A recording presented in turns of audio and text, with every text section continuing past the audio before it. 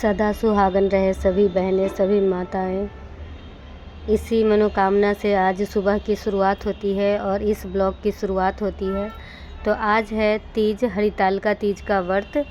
और ये सुबह सुबह जो हमारा डेली का काम होता है वो तो हमें करना ही है।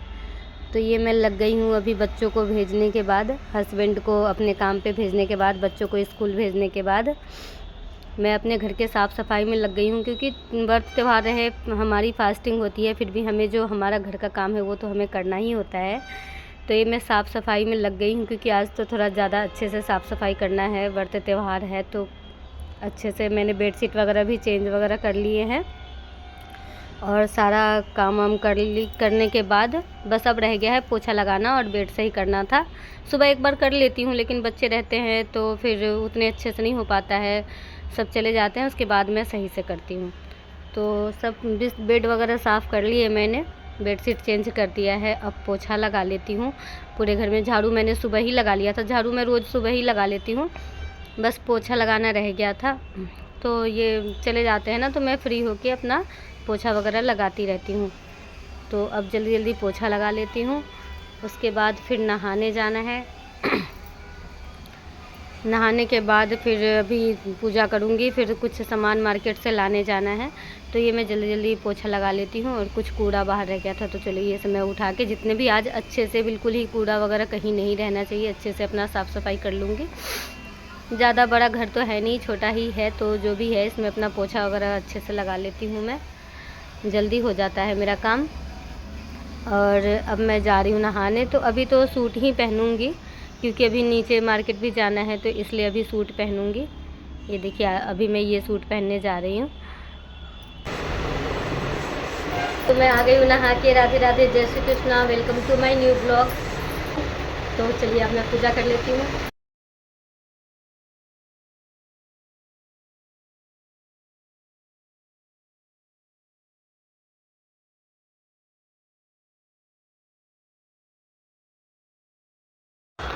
तो गाइज़ यहाँ ले रही हूँ मैं व्रत का संकल्प, हाथ में जल लेकर, और संकल्प लिया जाता है कि मैं ये व्रत करने जा रही हूँ, ये आपकी कृपा से पूर्ण हो, व्रत का संकल्प ले रही हूँ। तो ये सब भगवान के आगे अपना व्रत रखा जाता है और संकल्प लिया जाता है, फिर व्रत स्टार्ट होता है।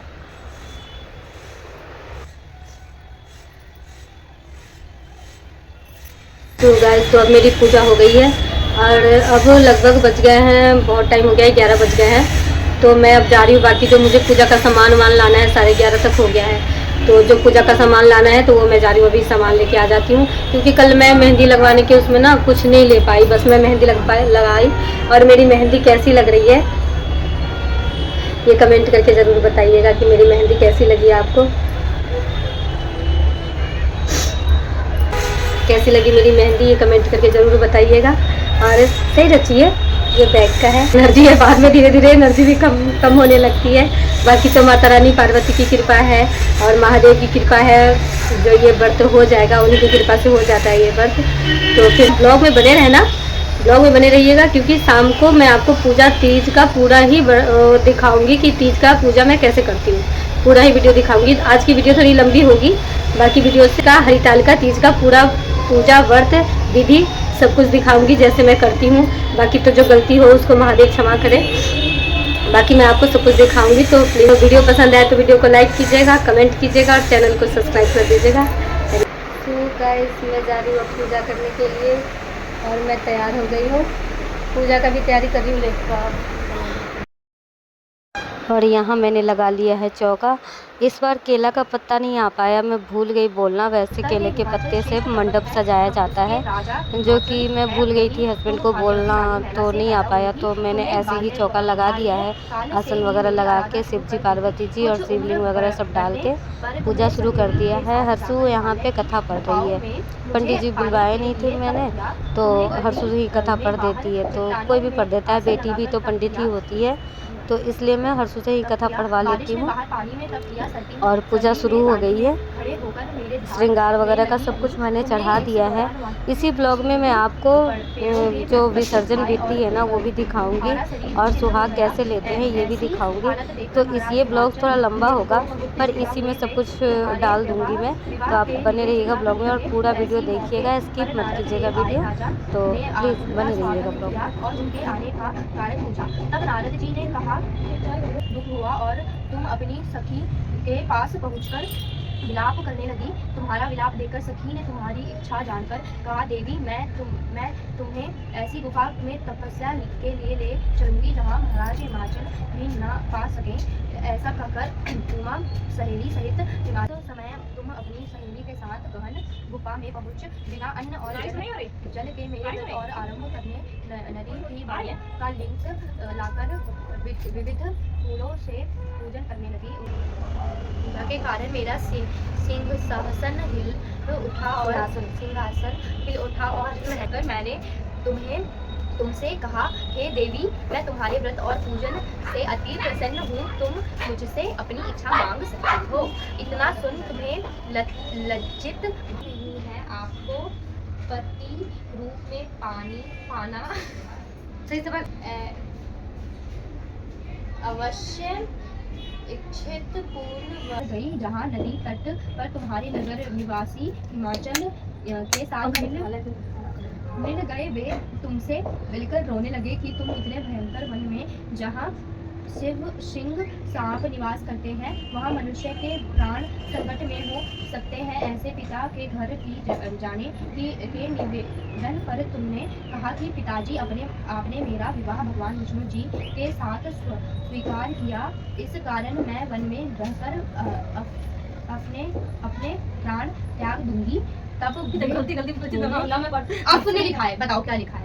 क्या लिखा है बताओ। अपने खुद इसमें बहुत गलतियों से लिखा हुआ है।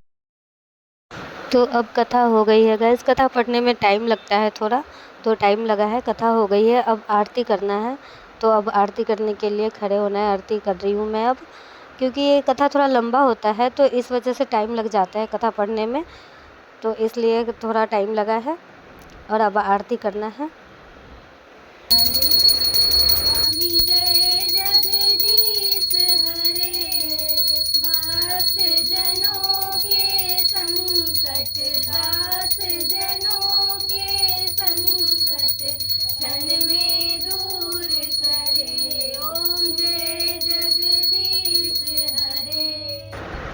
अब आरती हो गई है गैस।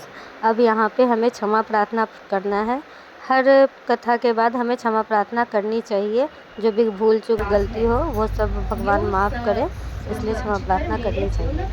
अपराधों को तुम कृपा पूर्वक क्षमा करो। परमेश्वरी, मैं आवाहन नहीं जानता, विसर्जन करना नहीं जानता तथा पूजा करने का ढंग भी नहीं जानता, क्षमा करो। देवी सुरेश्वरी, मैंने जो मंत्र। अब यहाँ पे ये भी आ गए हैं, तो अब ये थोड़ा सा पूजा कर लेंगे, जो भी है अपना प्रणाम वगैरह कर लेंगे, पूजा कर लेंगे। वैसे ये रोज़ शाम को करते हैं, तो आज यहाँ पे है, तो आज यहाँ पे भी पूजा कर रहे हैं ये तेज की।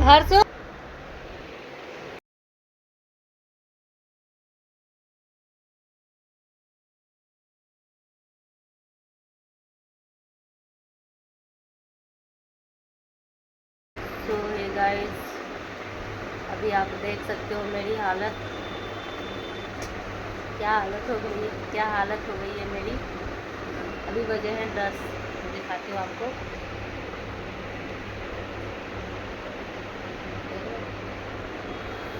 अभी बस 10 बजे हैं, पूरी रात बाकी है और मेरी हालत ऐसी मंजूलिका जैसी हो गई है। और अभी तक तो ये सब मेरे हाथ में आप देख रहे हो, नहीं तो ये सब कुछ निकल जाता है, मुझे होश नहीं रहता है। चूड़ी कान के ये तो हल्के हैं, डाल रखा है, फिर भी थोड़ी सही है हालत अभी तक, नहीं तो सब ऐसे ही निकल जाते हैं और मैं बिल्कुल दुल्हन से मंजूलिका बन जाती हूँ।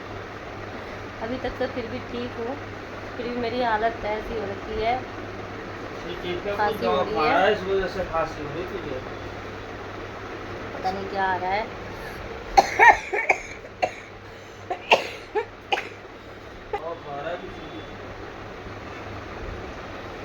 ऐसी हालत हो गई है गाइस। अब सहते सहते अब इतने टाइम तक, अभी तो पूरी रात बाकी है, सुबह कम से कम 5-6 बजे तक। और अभी दिक्कत तो ज़्यादा नहीं हो रही है, वीकनेस लग रहा है, लेकिन ये है कि पता नहीं क्यों खांसी सी हो गई है, होने लगी है मुझे बहुत ज़्यादा। और मैं बन गई हूँ आपकी मंजिल का, दुल्हन से मंजिल का हो गई। चलिए अभी तो 10 बजे है, अब देखिए कब तक मैं जगी रहती हूँ, कब तक मेरी हालत ठीक रहती है। तो बीच बीच में मैं आपको अपडेट देती रहूँगी, जैसी जैसी मेरी हालत होती रहेगी। तो ब्लॉग में बने रहिएगा, आगे देखते रहिएगा। और वीडियो पसंद आए तो वीडियो को लाइक कर दीजिएगा, चैनल को सब्सक्राइब और कमेंट्स प्लीज़ कर दीजिएगा, ठीक है। तो बने रहिए ब्लॉग में। और मैं 3 बजे नहाने चली गई थी, 3-3:30 बजे तक मैं नहाने चली गई थी। तो अब आ गई हूँ नहा के, लगभग 3:45-4 बज गए हैं। तो अब विसर्जन करना है। कहते हैं ना सुबह में जो चिड़िया बोलती है ना, कौवा बोलता है, उससे पहले विसर्जन कर लेना होता है। तो इसलिए अब मैं नहा धोआ के विसर्जन करने के लिए आ गई हूँ।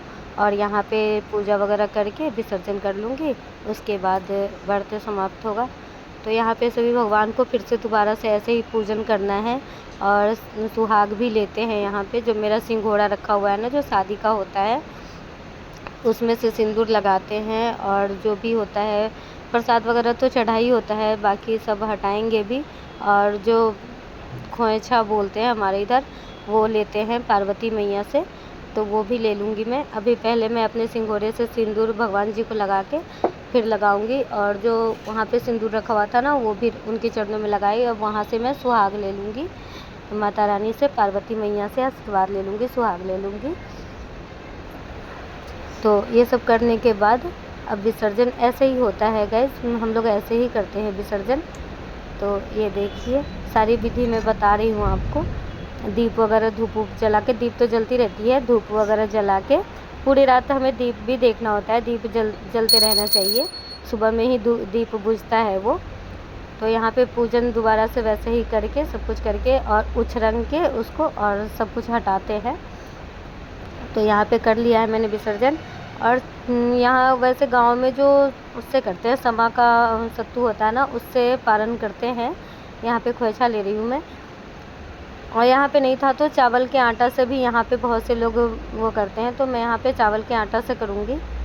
और यहाँ पे मैं सब कुछ अपने जितना भी मुझे याद था जिस तरीके से, क्योंकि अकेले ही पूजा करने के लिए हूँ, तो जितना अपने से बन पाया उतना मैं कर ले रही हूँ। खोएछा भी ले ली हूँ माता रानी से, और सुहाग भी ले ली, जो भी चढ़ाना था वो सब चढ़ा दिया। सुहाग का जो छूने का सामग्री होता है ना, वो सब तो पूजा करते टाइम ही चढ़ा देते हैं। और अभी छू के, और उनमें से भी मैं जो चूड़ी वगैरह था, 1-2 चूड़ी भी मैं भी डाल ली, क्योंकि आशीर्वाद है उनका। तो बस अब हो ही गया है विसर्जन।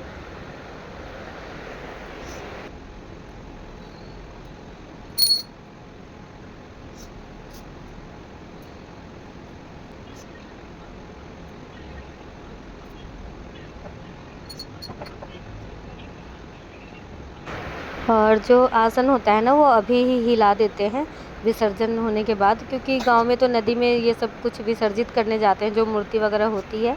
यहाँ पे तो कर नहीं सकते, तो इसलिए मैं सब जो मूर्तियाँ रखी थी मैं भगवान जी की, वो सब मैं वापस मंदिर में रख दूँगी। और आसन हिला दूँगी, अभी हटा लूँगी सारा। और सब समेट लूँगी, जो भसाने का है ना वो सब मैं इनको दे दूँगी, जो दान वान का है सब हटा दूँगी। जब ये जाएंगे तो दे दूँगी, भसाने का नदी में जो डालना होगा वो डाल देंगे। और अभी मैं आसन हिला के हटा के उसके बाद ही पानी पीऊँगी। तो ये सब मैं समेट ले रही हूँ। तो वापस से मैंने जो भी मंदिर में लगाना था वो लगा दिया। प्रसाद वगैरह सब जो पन्नी वन्नी में था, थाली में था ना, तो वो मैं पन्नी में वापस से डाल देती हूँ, जो दे दूँगी पंडित जी को। सुहाग का सामान और ये कपड़े वगैरह जो भी था, प्रसाद वगैरह जो भी था, तो ये सब मैं दे दूँगी। और ये देखिए आसन में हटा ली, क्योंकि आसन हटाने के बाद ही हम वो कर सकते हैं। तो ये सब मैं समेट के अभी रख दूँगी इधर साइड में।